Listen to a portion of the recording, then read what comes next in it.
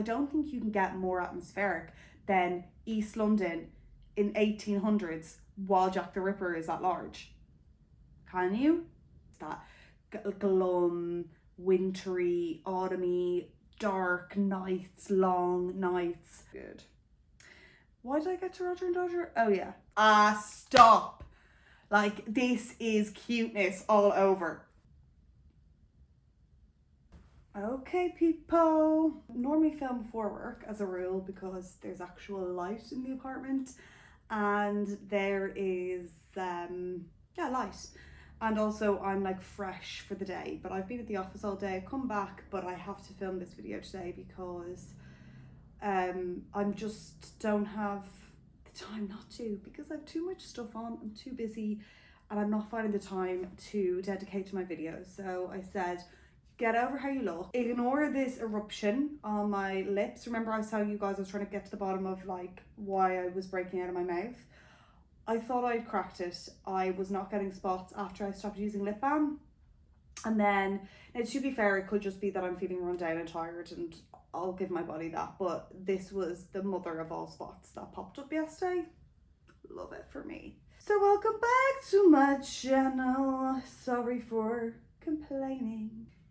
If all goes well, this should be posting on my birthday. So happy birthday to me. And I know you guys prefer my vlogs, but it's my birthday. So I'm gonna do what I wanna do. And what I wanna do is talk to you about the books that I plan to read this, I was gonna say spooky season, but it's like October, November season. Before we get into Christmas season, I feel like November lends itself to a spooky-ish book or along those lines. So I know I won't get all these read in October because I just started, guys, Demon Copperhead, which is one big fat book. It's so good, but I know that's going to take me a while. So I'm going to change it to, I had this initially as Halloween, but it's basically books I want to read this autumn. And I thought this would be fun because you guys can let me know if you think I should read them. I can kind of get excited for reading them. I don't have to deep dive and explain about the books because I've never read them. Have I made it nice and cozy here? Like with my candle. Like, this is not where this candle goes, by the way. It's an illusion. We are getting our flat done up hopefully before Christmas. We're getting the kitchen done up and the living area. It's just going to be a lot nicer for filming. And I'm planning to make it just really cozy, lovely, and I will obviously vlog all of that. Let's start this. I have my old phone here because you're on this phone here. Let's check if I'm videoing. Yep, I am. And let us get into this. So the first book I added here was 2021. There's 7 books in this list, but there's going to be an 8th little extra book in there that isn't so much the spooky autumn kind of book vibes. But I'm going to go through because I forget some of these and I've added them and I just want to try get through them this year. I'm just going to try be dictated by this list rather than going, oh, I've already gone on a tangent because I've just decided to get Demon Copperhead because it was in the library. But let me go through. Let's just hope I read most of these. So the first book I added in, let's see, I added it 22nd of February 2021. Interesting. And it's called The Witch's Heart by Genevieve Gornichek. It's a retelling of Norse mythology, I believe. That's Loki, isn't it? Yeah. So I'll read out the description for these books. When a banished witch falls in love with the legendary trickster Loki, she risks the wrath of the gods in this moving subversive debut novel that reimagines Norse mythology. Angerboda's, is that how you say it? Story begins where most witches' tales end, with a burning, a punishment from Odin for refusing to provide him with knowledge of the future. The fire leaves Angerboda, I really hope I'm saying that right, injured and powerless, and she flees into the farthest reaches of a remote forest. Love it. This is the first thing where I'm like, ooh, a remote forest. I'm in. From the most ancient of tales, this novel forges a story of love, loss, and hope for the modern age. Ooh, that has 4.05 and only 53,000 ratings on Goodreads. But I like the sound of that. I really like into the remote deep forest. Oh, that reminds me, maybe I want to read some Brothers Grimm. I'm actually just going to relax for a second. I've got this list. Let's just relax. But that sounds exciting. I think I'll hopefully definitely read that one because it's been in there since 2021. The next one that's been in there since 2021, will I read this one? I don't know. Will I like this one? It's called Middle Game by Shannon, or Sam, that's how I say, Shannon Maguire. This is, I believe, a fantasy, kind of science fiction book. Let's read it out because I don't remember. Again, I added this in 2021. I think I got it from a booktuber and she really made me really want to read it. Meet Roger, skilled with words, languages come easily to him. He instinctively understands how the world works through the power of story. Meet Dodger, his twin. Numbers are her world, her obsession, her everything. That sounds like me and my boyfriend. All she understands, she does so through the power of math. Roger and Dodger, Sorry, did anyone read Beano? I'm almost sure that was the name of one of the characters, Roger and Dodger. Weren't they? Let me look it up. Roger and Dodger. No. Yeah, Roger the Dodger. That was his name. Does anyone remember him? Look, I'll get a photo up for you. Excuse this because it's got my phone's got like the nighttime thing on it because this is my nighttime phone. I don't remember him. Sorry.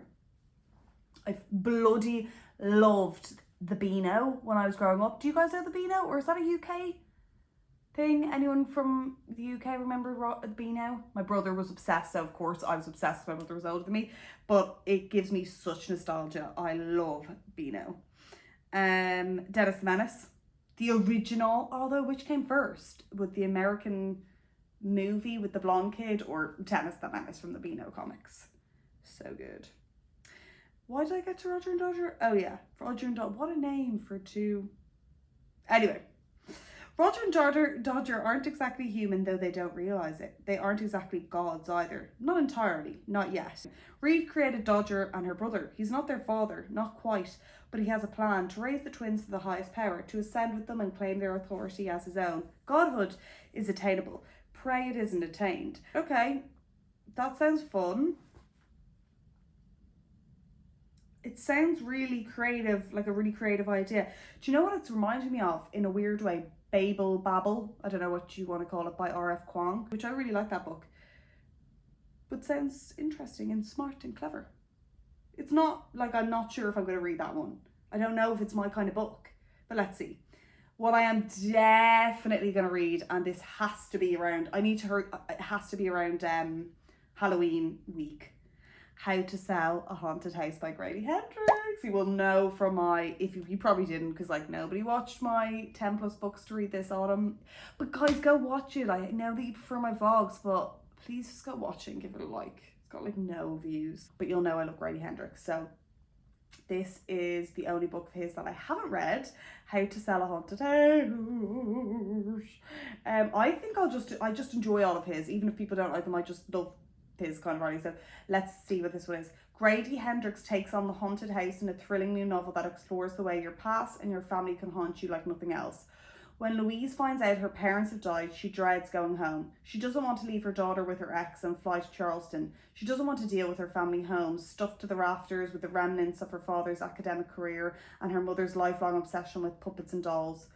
Creepy. She doesn't want to learn how to live without the two people who knew and love her best in the world. Most of all, she doesn't want to deal with her brother Mark, who never left her hometown, gets fired from one job after another and resents her success.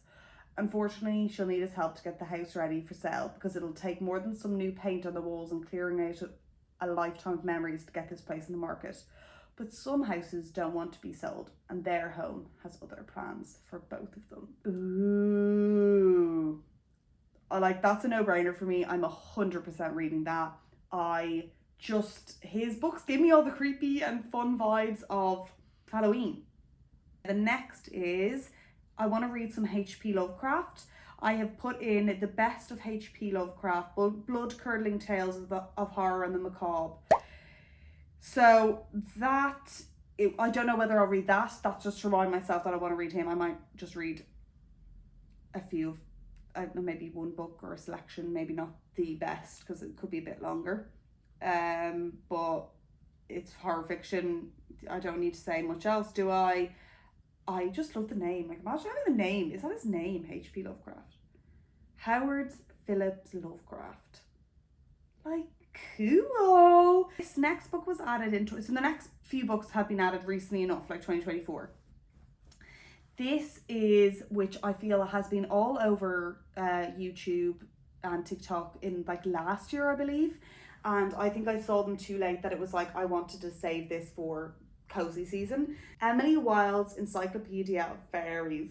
Oh, guys, I've just heard this gives all the cozy vibes and it's a really, really good read. A curmudgeonly professor journeys to a small town in the far north to study fairy folklore and discovers dark fae magic, friendship and love in the start of a heartwarming and enchanting new fantasy series. Cambridge professor Emily Wilde is good at many things. She is the foremost expert on the study of fairies. She is a genius scholar and a meticulous researcher who is writing the world's first encyclopedia of fairy lore. But Emily Wilde is not good at people. She could never make small talk at a party or even get invited to one, and she prefers the company of her books, her dog, and the fair folk. Stop! Like, this is cuteness all over. I can't wait to read this.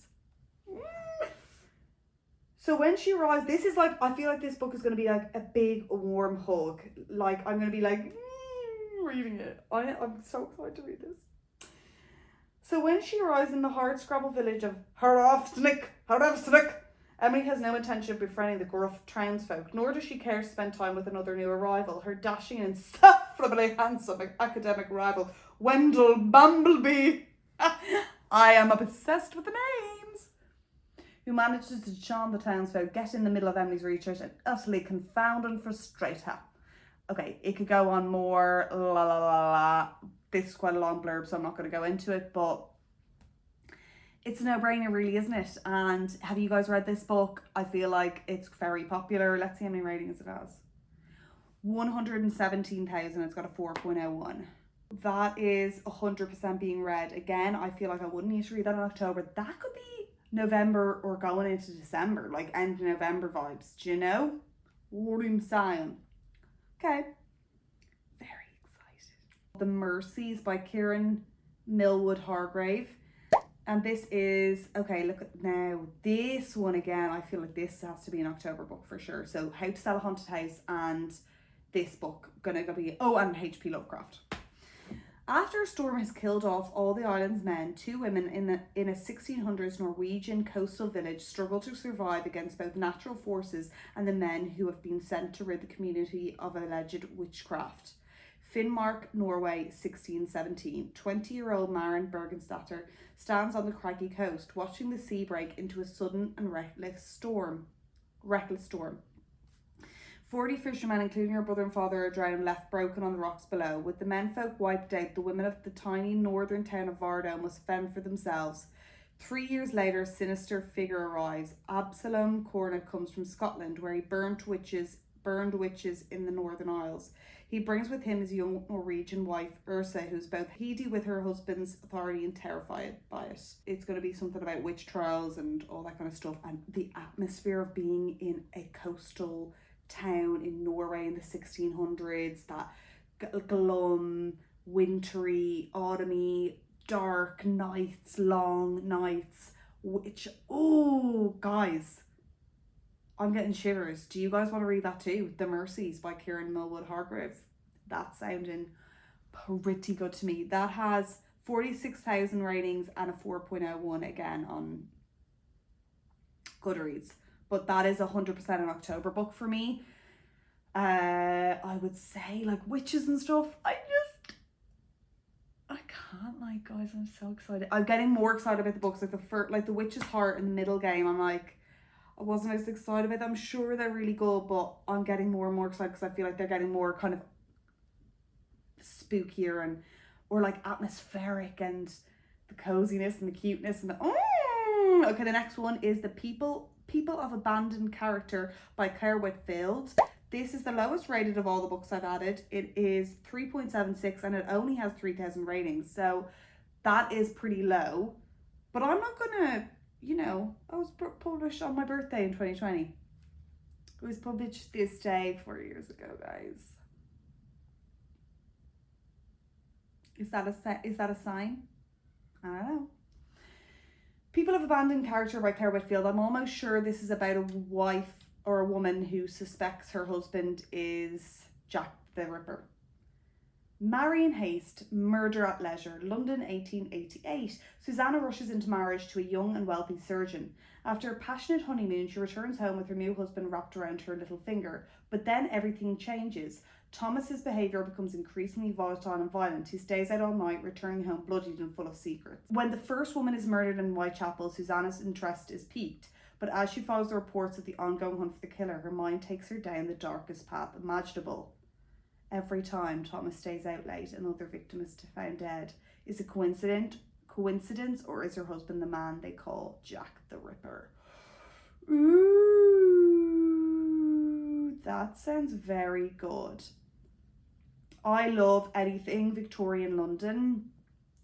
And after reading The Five, which was the story behind the women who were allegedly murdered. They were murdered by the alleged Jack the Ripper, and it tells the story of these women that are obviously a lot of the time gone unknown.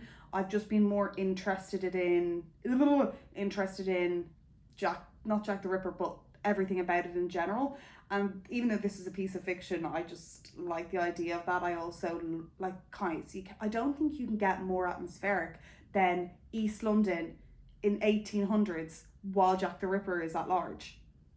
Can you? Yes, you probably can. Like the Norwegian coast town with the witches. Obsessed. Do you know what I'd love? To read a book about like Salem witches, like something spooky, if anyone has a recommendation. But this I'm definitely going to read as well. Now again, I don't think this needs to be in October necessarily. I think this could be a November read, because I think murder and mystery is a good one for November. But that made me excited, and even though that has a low rating, I don't care. I'm going to read that for 100%. Finally, this book actually isn't in the list of that I've added to this list, but my sister put it up on her Instagram story yesterday, and excuse me, I had totally forgotten that Intermezzo by Sally Rooney is out. Like, what is wrong with me? How have I forgotten it? She's like one of my favourite authors, and it's a new bloody book. Aside from the fact that they are brothers, Peter and Ivan Kubek seem to have little in common. Peter is a Dublin lawyer in his 30s, successful, competent, and apparently unassailable. But in the wake of their father's death, he's medicating himself to sleep and struggling to manage his relationships with two very different women. His enduring first love, Sylvia, and Naomi, a college student for whom life is one long joke. Again, another affair, another cheating situation. Sally! Ivan is a 22-year-old competitive chess player. He has always seen himself as socially awkward, a loner, the antithesis of his glib elder brother. Now in the early weeks of his bereavement, Ivan meets Margaret, an older woman emerging from her own turbulent past, and their lives become rapidly and intensely intertwined. For two grieving brothers and the people they love, this is a new interlude, a period of desire, despair and possibility, a chance to find out how much one life might hold inside itself without breaking. Why am I going to cry to that? A chance to find out how much one life might hold inside itself without breaking. Oh, I think I'm gonna cry a lot at this book, guys. Oh no. When am I gonna read that? I love her. I kind of want to save it. I need to be right in the right frame of mind. I'm not just picking it up willy-nilly. But my God, I feel already so excited to read this book. Oh my God, this has just made me so excited about all the books I'm going to read in this season in October, November. And obviously I'll bring you along my reading journeys on them. You know, I love to do a vlog and update you with what I'm thinking. But have you read any of these? Do you think there's any I should avoid that you're like, no, you won't like, or that you're like, oh my God, read that one now? I hope you enjoyed it. I know you guys don't like these videos, but as I said, it's my birthday. Wish me happy birthday in the comments, guys. Please. No. Hopefully this comes out on my birthday, which is the 1st of October. Like, I can't explain. I love my birthday. 1st of October. 1st of October. Can you get much better date than that? I actually don't think you can. Like, I'm sorry, but I've always had this obsession with my birthday. I'm so smug about it. I just Love that season, autumn, and October is just such a good month.